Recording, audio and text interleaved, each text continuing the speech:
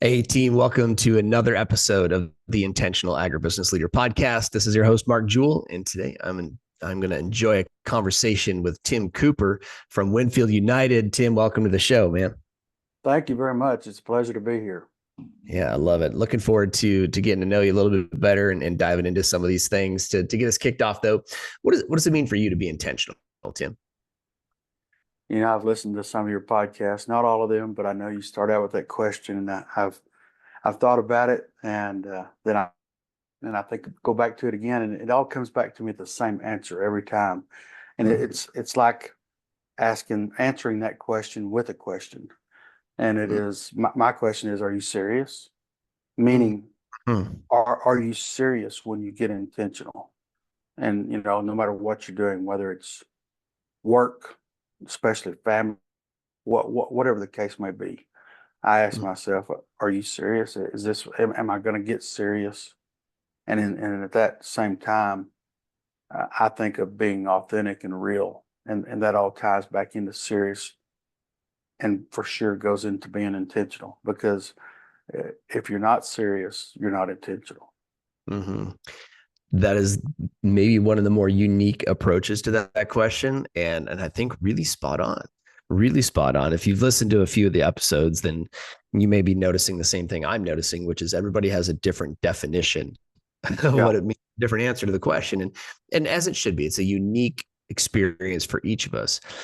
And yet there are some things that I'm finding are really consistent with this. It's about being purposeful. It's about being deliberate.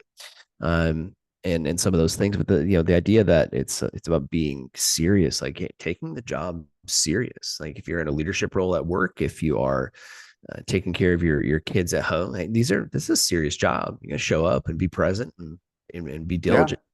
you better get serious. And there's a time. Those that know me I know that I love how to cut up and have a good time. And Mhm. then again, I know when I need to get real and get serious, and Yeah. so that all ties together. But yeah, you got to get serious about things. Yeah, absolutely. Well, tell us a little bit about yourself, your role at Winfield, and give us a little snapshot of your career, if you will. Yeah, I'd be happy to. I live in Lubbock, Texas. I've been here in the West Texas area all my life. I grew up on a family farm. My dad farmed cotton and wheat and raised cattle, and so I grew up in the middle of all that, and it was fun, but it was tough too back in the '60s and '70s, and he did great at what he did, and I learned a lot there. And never Mhm. had the thought of going back to the family farm. When I went off to school, I wanted to be an ag teacher. I knew I was going to be involved in agriculture some way, and I loved FFA when I was in high school. So I just knew I was going to be an ag teacher. Well, that didn't work out either, but I did stay involved in agriculture, and so I have been all my life. This is actually year 43 for me to Wow. be involved in the ag industry, and I started out early, even before I finished college, and got into the business. And I've only had about 3 or 4 jobs within the industry till now, and Mhm. I've just been blessed. I started out as a private consultant, partnered with a gentleman there, and learned how to be in the consulting world, and being in the early 20s. And I did that for 13 years and really enjoyed that. Hmm. But met my wife, and so decided I probably needed to get into something more lucrative, if you will, that with benefits and all that good stuff. Even though consulting was great, it was very good for me financially, and just knowing and learning people, and especially Mhm. growers and farmers. But I got into the retail side, and worked with a couple of different companies on the retail side for a little over about 20 years in there. And then I had the opportunity to go with Winfield United a little over 10 years ago, and been with them ever since, and just been blessed to be in this business. Good. Wonderful. What a great backstory. And I think you're right. Starting out in consulting is a great way to grow your certainty because you get to live Yeah. with a lot of uncertainty during that time, you Oh know? yeah. Yeah, absolutely. Being in the ag world, when you work and live with the farmers, you're right there in their hip pocket or front pocket too, because they have a hailstorm. We're right there with them. You know, Hmm. they hurt, we hurt. And especially in the consulting side, it was tough starting out in that business. But wow, did I grow and learn from that, and getting to know people in the industry, that is so priceless to the old saying is not what you know, it's who you know. That's the real deal. It really Hmm. is. And so that helped me a lot getting started in my early career. Fantastic. And what is your role now? My role now with Winfield United is sales enablement specialist lead. That's quite a mouthful. When they gave me Hmm. this role, I thought, man, I'm going to have a large business card, about 8 inches long, probably. But we started this role a little over 2 years ago, and what it entails is me and my team, we help the sales team get done what they need to get done to actually Hmm. make that sale. What does it take to help them get there? Whether it's reports, hit, uh, issues, problems, whatever the case is. And like I said, I was on turn row for right at 40 years. Mm. And I thought, why do they want me to go into this role? And I struggle with it. There's definitely uh, no no regrets for sure, but I struggled. I told the VP of the company at that time was John Romines, and he got me to the side. He goes, Tim, what do you think? How's this going for you? And I said, John, it's like the beat cop in a movie. I was on the street for 40 years, and all of a sudden you put me behind a desk. And until I realized,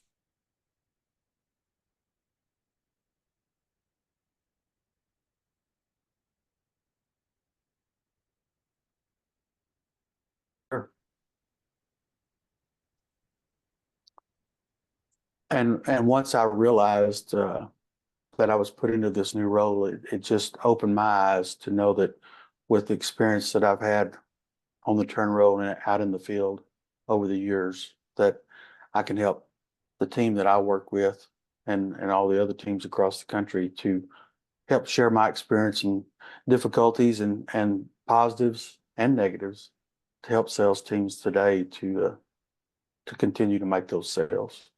Cool.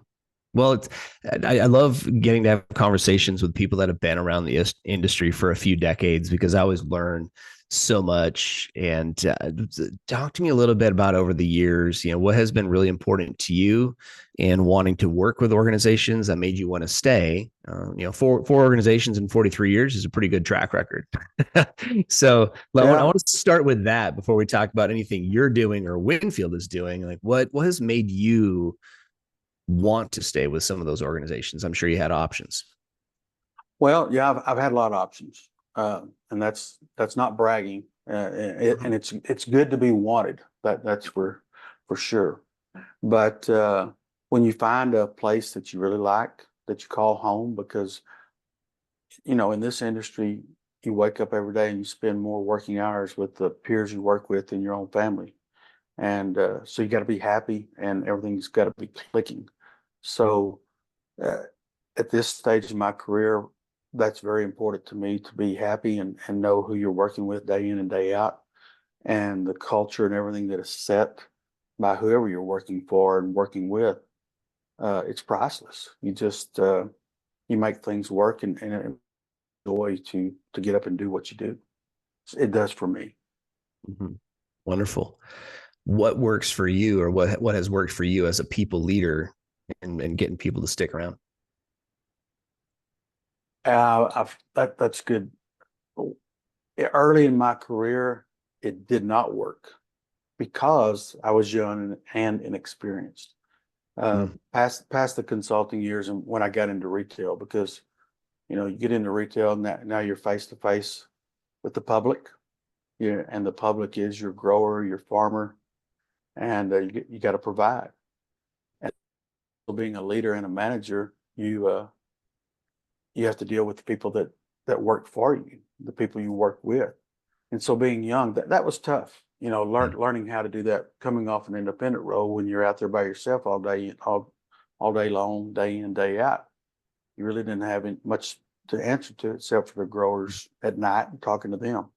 But that was a tough piece. And then later on, as I gained experience, again, I keep saying priceless, because it is priceless today to have that experience. Mhm. And what I really love and drive today is to be able to share that with the younger generations that I work with, whether it's interns and associates just going in, got right into college, or getting out of college, going to work for us, or even people that's 5, 10, 15 years into working with us. They're still a lot younger, but Mhm. it's fun and rewarding to work and share with them and learn from them. I Mhm. learned so much more, especially with technology these days. That's something I had to really switch and learn too. Mhm. And I learned from them too. Yeah. I love your humble approach. And one of the, so I'm observing this now. So you're the second person this month that I have had a conversation with who is 40 years plus into their career. And the consistency when I ask this question is roughly the same answer around when I say, hey, what have you done? What's worked to help you retain good people over time? And both of you have said in the beginning, it didn't work. Yeah. I was too brash. I was too bold. I was too whatever, maybe caught up in my own stuff or whatever. And then at the same time, I'm also interviewing some young guys that are on the podcast too right now, where they kind of skim past the answer a little bit. Yeah. you Yeah. know. I can remember back in the early days, I'd hear the word micromanage, Mm, and I didn't even know what that meant. But I'm like, and then when I figured out what it did mean, I'm like, I'm not trying to do their job. I'm just, let's get it done. Let's go on. yeah. And so now today, I do not micromanage today, but I still want to get in with that person and say, how can I help? What can I do to help? I'm Hmm. going to try to do your job, but let's do it together. I want to enable you. I want to empower you to let you do your thing as well. Hmm. Yeah. Yeah. Absolutely. Well, what from a culture perspective, I'm sure you've been a part of some different cultures in these businesses over the years.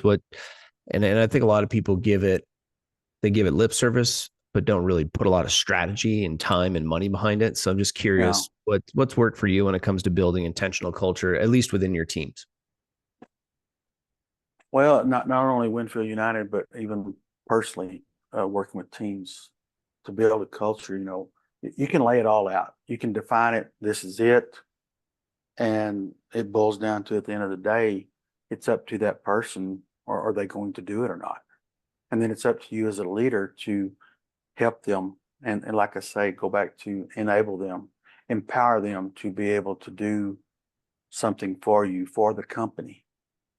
And once they feel that personal relationship between them and their manager, their leader, their company, Mm, then they have something invested in themselves. And if they like it and they see what the culture is, uh, it's it's just all click and go together.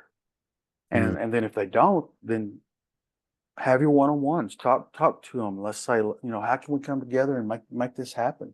Because mhm, once you give that individual the do things like that, uh, it could be endless. Things could really start happening. mhm, No matter what project, no matter what you're working on, no matter mm. what you're trying to sell. Yeah.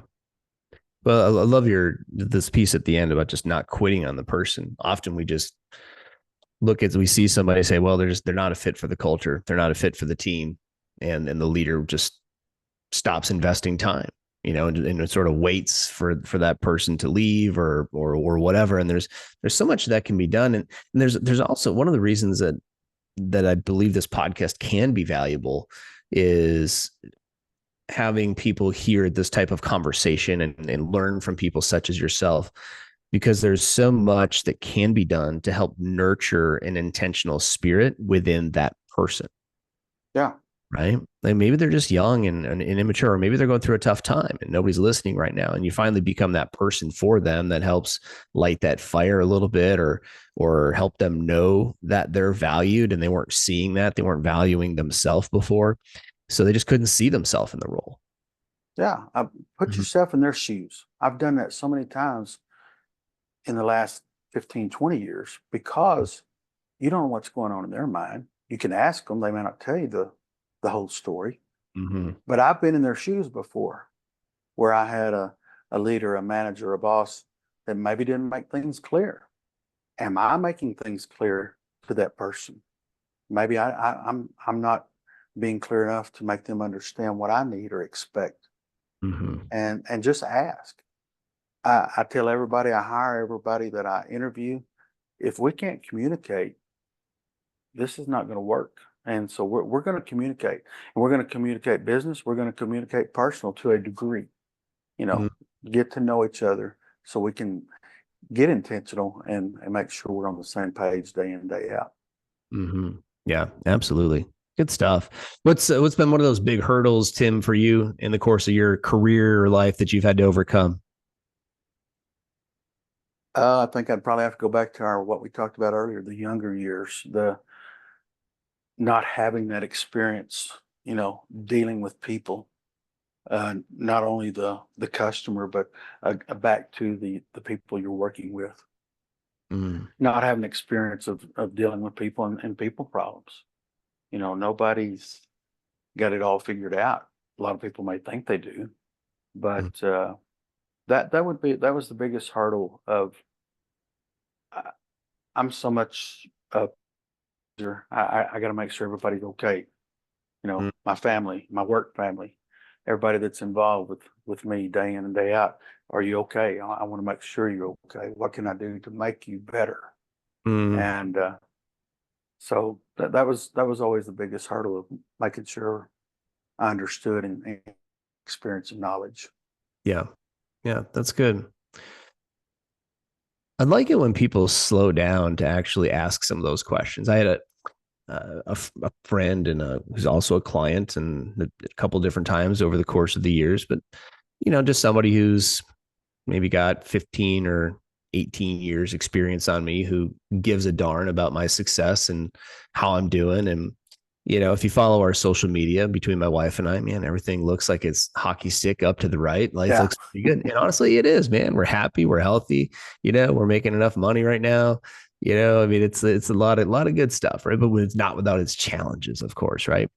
And when you're going through your challenges, nobody thinks about making a Facebook post or a LinkedIn post about the $200,000 deal I lost yesterday, or yeah, yeah, or whatever, right? And so I just, out of the blue, I get an email from my friend Joe, just asking, like, hey, is it all as good as it looks in social media? And just checking in on you. I was like, that's yeah, cool. Like, I appreciate that. He's like, hey, like, we don't always post about what we think is what we think people wouldn't want to hear about, and sometimes they should hear about the more real stuff that goes on behind the scenes. And but yeah, like, I wrote him back, said, what, like, it is pretty good at the moment. At that moment, this is going back about a little bit ago. I was like, man, cash flow could really improve a little bit right now, and we could use a few more deals and things like that. And but it's cool to have people in your life like that, or like you, who are willing to just check in and ask and say, hey, how is it really? yeah. Be real, be authentic. That's Mm-hmm. You just got to know, and if it's not, figure out what's causing that problem, and let's fix it and go on. Mm-hmm. You bet. What would you say has been one of your biggest wins over the course of your last 43 years? Oh wow, a biggest win. I would probably have to answer that with 4 or 5 wins. I don't have one. Mm-hmm. There's one that really sticks out, and it was before my career started. That's just accepting Jesus in my life. Mm-hmm. Love it. Having God in my life and accepting Him, to know He's first and foremost, and that was at an early age in my life. So that's definitely my biggest win, and I'll say that all day long. And then to fall in together after that, years later, I mentioned my wife. Her coming along would be next, and then having a couple of kids. We have a boy and a girl, and seeing them excel and become in their professional careers today and starting their families, that's a huge win in itself there, to see how they've progressed and started building their own lives. Mm-hmm. But as far as my career, a big win, I think it's back to working with younger people again. After I've got to this stage in my career, Mm-hmm.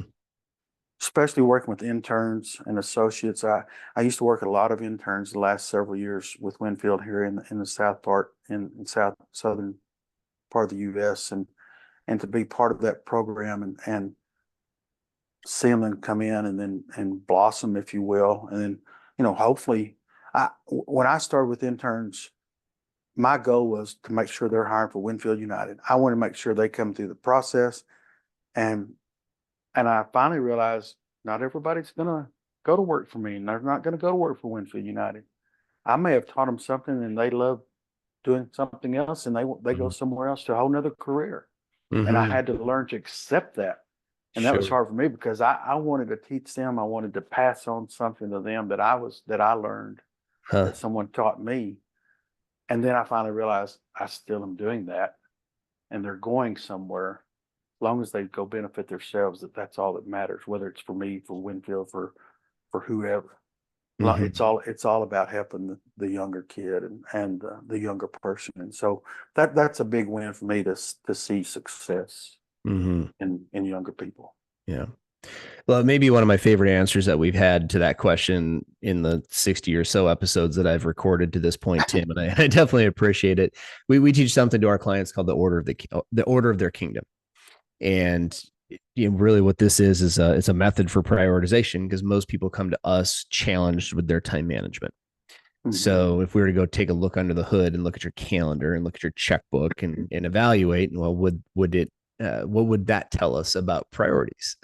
Yeah. you Yeah. know, and so when you ask a question like that, there could be so much depth, which is one of the reasons it's in here in almost every episode. What was the biggest win? Well, accepting Christ. That was a big win. That was a Yeah. big win. I've had to do that three different times over the course of my career because I keep forgetting.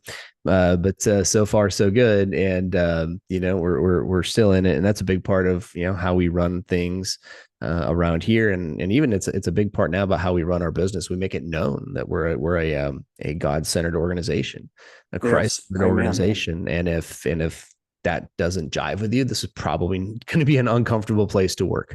Yeah. So, let's just get that out of the way up front. And we're okay with that Hmm. because we believe our work is our worship in many ways. It So, is. and that ties to what you're talking about with the intern program.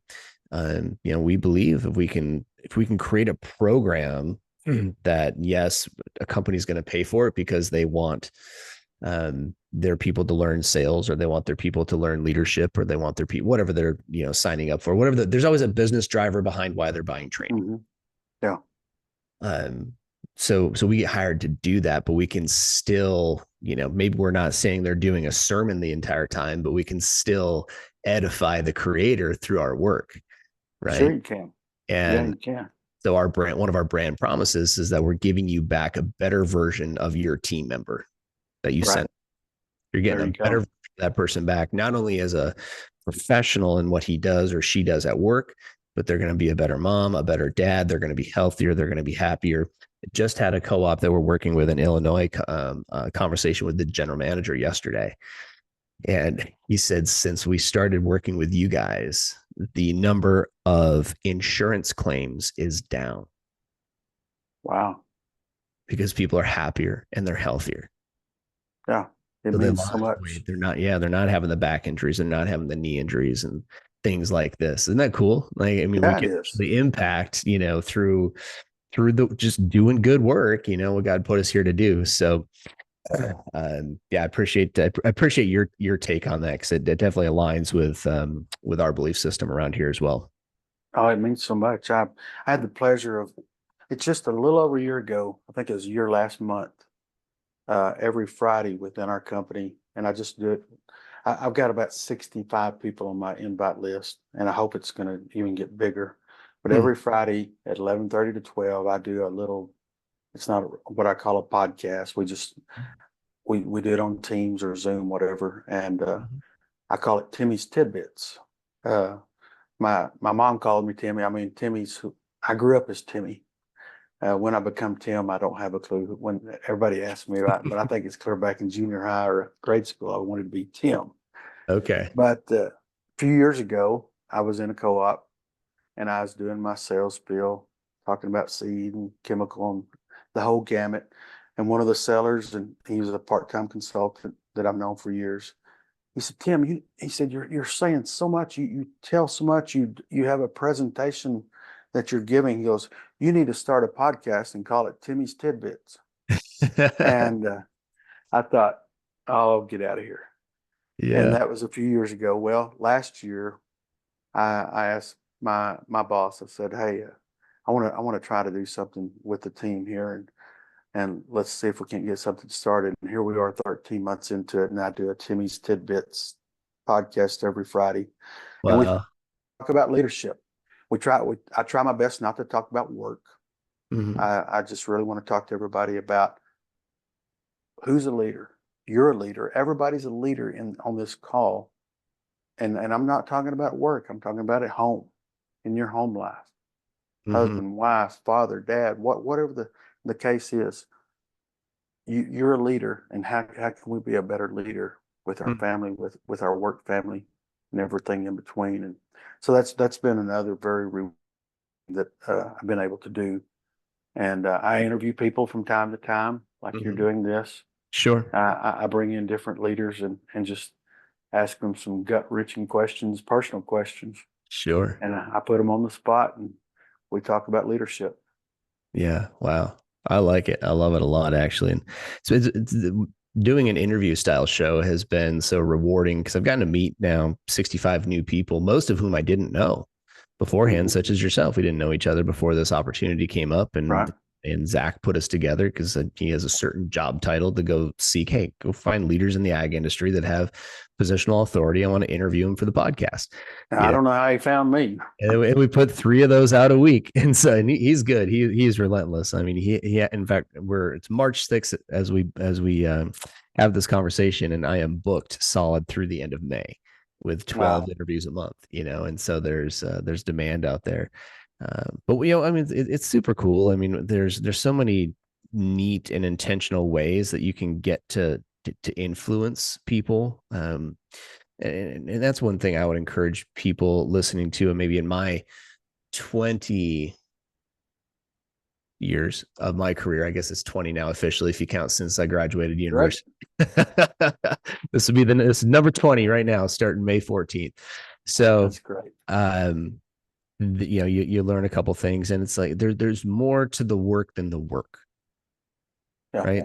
Like, allow yourself to explore the depth and understand you're more than just a boss. You're more than just a leader to these people. You're creating a space, where, you have a deep responsibility to the folks that you lead to really sit back and be intentional. And I see a lot of us, and I get there sometimes too, where it's just the schedule's so full, there's no time for intention. Yeah. We wrapped up our Timmy's Tidbits last week. I did with a question. My last slide was, uh, is your job just a job? And Mm, I said, I'm not asking you this. I don't want you to answer. I said, I just want you to put this in your brain and take it home with you mhm. this weekend. Is your Wow. job just a job? Hmm. Yeah. Yeah. And, I hope the answers was, oh, it's more than a job. I'm intentional about my job. I love getting up and going to work every morning. And Yeah. I hope it's not just a job that I got to get up and go do every day. Hmm. Yeah. When I'm creating content these days, I write to a leader named Sal in my mind. He's named Sal. There's no real person. No cells are harmed in the creation of any of my content. But I write to him because in many parts of my life I have been Sal, right? So I know Sal really, really well. And Sal's pretty good at what he does. Nobody questions his validity of him in his job. Okay. There's a lot of areas in Sal's life where he's a little bit dry. Right? He does a lot of Yeah. things for other people that he doesn't want to do.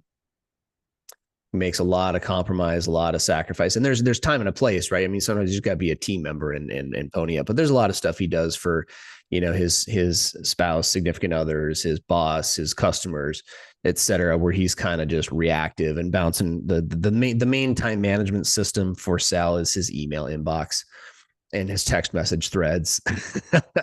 and so what happens when he lives his life that way is that over time, because he's not intentional with how he allocates himself, what he stands for, who he is, what he's about. He doesn't know a lot of these things. He hasn't taken time to think them through lately.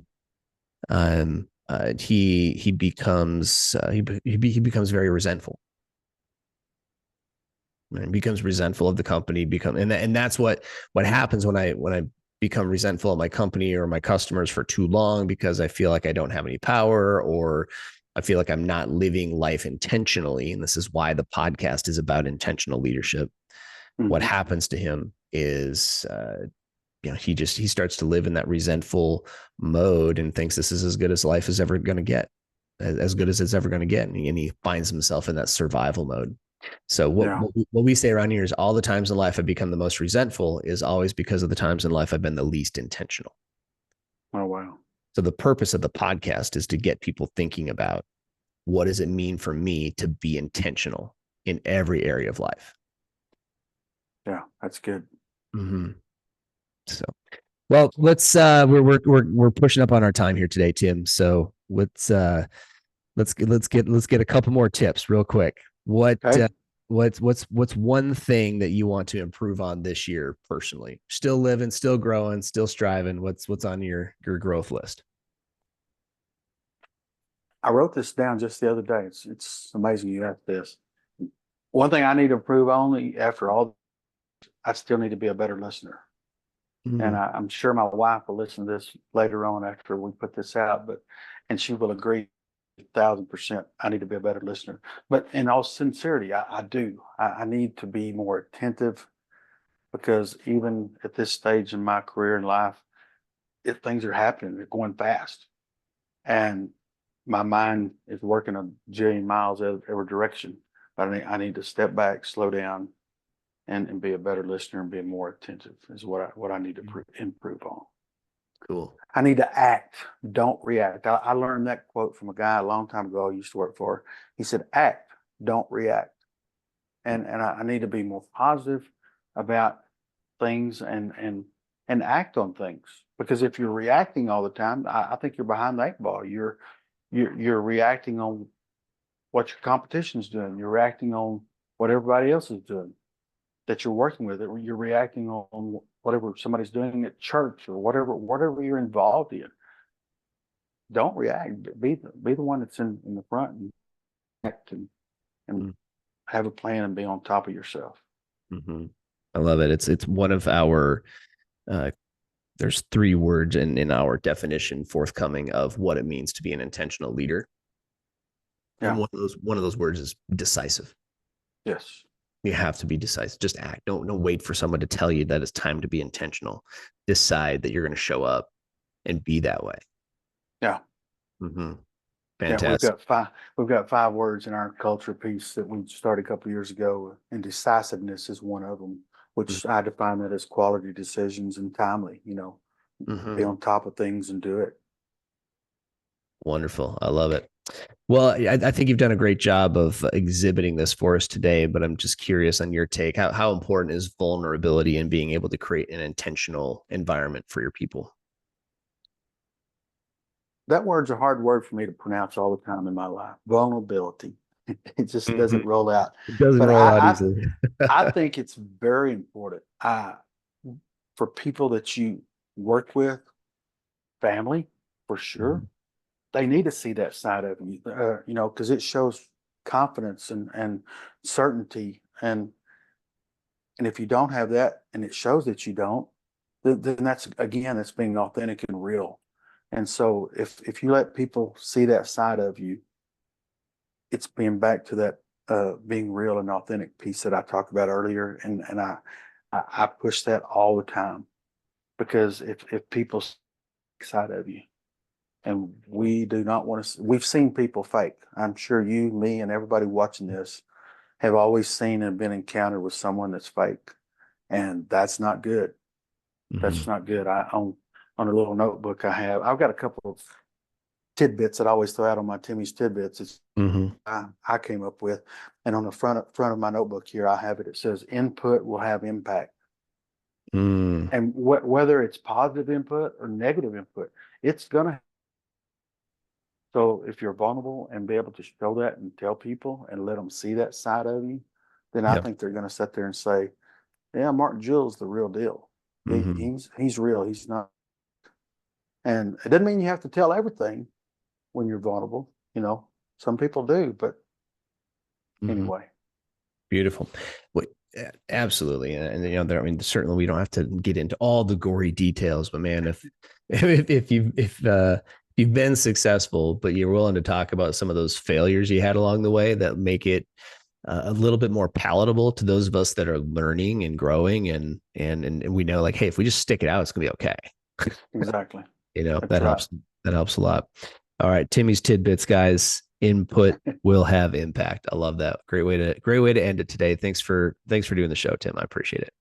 Mark, thank you. It's been a pleasure. I'm honored to be able to be called upon to do this. Mm-hmm. Thank you.